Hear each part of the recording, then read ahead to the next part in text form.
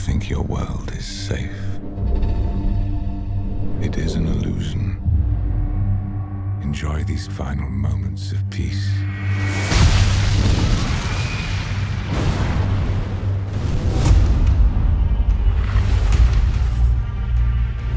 By now, all of you have heard what happened in London. The man who did it, he was one of our top agents. Your commanders have committed a crime I cannot forgive. None of you are safe. Clear the road!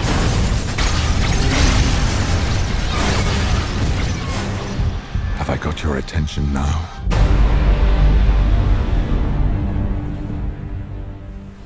You see this? When I was a kid, this is what we used to refer to as a Captain Kirk chair. I mean, to be honest with you, anything that was a swivel chair was a Captain Kirk chair, but a swivel chair with arms, well, that was definitely something that came from the bridge of the Starship Enterprise. I've been thinking a lot about Star Trek recently because I've just been to America, a very brief trip to go to Santa Monica, to the offices of Bad Robot, to interview J.J. Abrams about the new Star Trek movie. That interview was for the Culture Show. It's going to be a Culture Show special. Look out for it coming up on the BBC in a few weeks' time. But one of the things we were talking about is why is it that Star Trek has endured in the way it has? I mean, when it first started out in the 1960s, it wasn't hugely expensive. It only ran for a very few series, and yet somehow it's managed to stay in the public consciousness. And one idea was perhaps it dealt with very timely themes. I mean, think of all the things that were happening at the end of the 60s.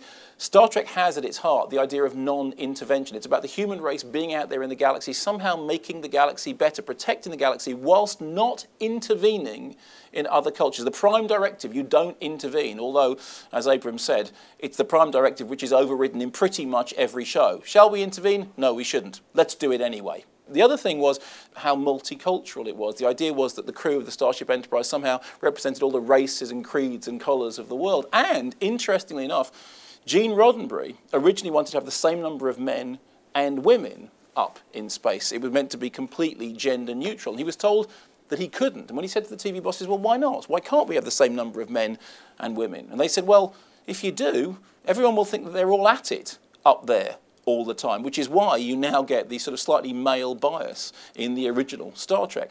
But actually at the heart of Star Trek, there is the relationship between Kirk and Spock. Kirk, who is the red-blooded, emotionally driven, fearless captain. Spock, who is the cold, logical one. It's the relationship between them, it's the tension between that is actually at the heart of the series. And you look at all the fan fiction that spun off from it, it's no wonder that there's an entire homoerotic thread of fan fiction about that relationship, and that has always driven Star Trek. The more I was thinking about Star Trek, the more I started thinking about other TV shows from around the same period, science fiction shows that really stuck with me. See, my favourites, pretty simple. Doctor Who, everyone liked Doctor Who, and Doctor Who obviously is still going on now today. Lost in Space, big favourite of mine, made it to the big screen, disappointingly rubbish film.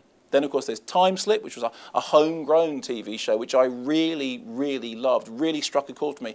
And then the Jerry Andersons, Fireball XL5, Joe 90, Thunderbirds, and the series which, for me, still has the most impact, UFO. UFO had everything that I wanted in a science fiction TV series. It had special effects. It had extraordinary haircuts. It had fabulous costumes. But most importantly, it had a strange sense of loneliness, a sense of loneliness that was picked up later in Space 1999. So, look out for the J.J. Abrams interview coming up on the Culture Show, and let me know, what's the favourite science fiction series from your youth? Which is the one that you still cherish? Which is the spaceship that you still secretly most want to be on?